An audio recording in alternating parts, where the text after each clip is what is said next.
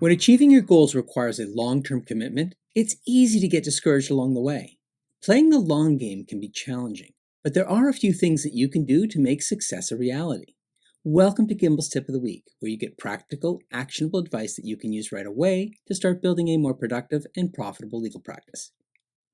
All this month, we've been discussing strategies for successful project implementation in your law practice. When it comes to executing on your big goals, persistence is key. But how do you stay motivated throughout a long project, especially when you get busy and let urgency overtake importance? We recommend using a matter management board. Not only do these boards allow you to effectively break down big goals into achievable, bite-sized chunks, but they also give you much needed visibility. By prominently displaying tasks, deadlines, and milestones, you won't succumb to the out of sight, out of mind phenomenon and are much more likely to remain motivated to achieve your goals. We love matter management boards here at Gimbel. We run our entire business on a combination of Trello and a huge physical board on a wall in our office. Not only can they give you a great bird's eye view of your matters, they're also really useful for managing big projects. If you've been following along, in the last 2 tips, we gave you some recommendations for how to determine your major goals. It's time to translate your big goals into smaller, actionable, time-based tasks. Here's how. Think about the steps, the smaller tasks that you need to complete as you move towards your final goal. How are these smaller tasks connected? Does one need to be completed before another can start? Are there any tasks that can be done simultaneously? Let's say you're writing a book. Drafting must be done before proofreading, but maybe you'd like to work on the cover design while you're drafting so that you won't be scrambling to get that done before the publication day. Look at the big picture and determine the sequence that makes sense for you. Next, organize your tasks on a matter management board. Customize your board in the way that makes the most sense for your project. Columns can be as simple as to do, doing, and done, or can represent different steps in your implementation process.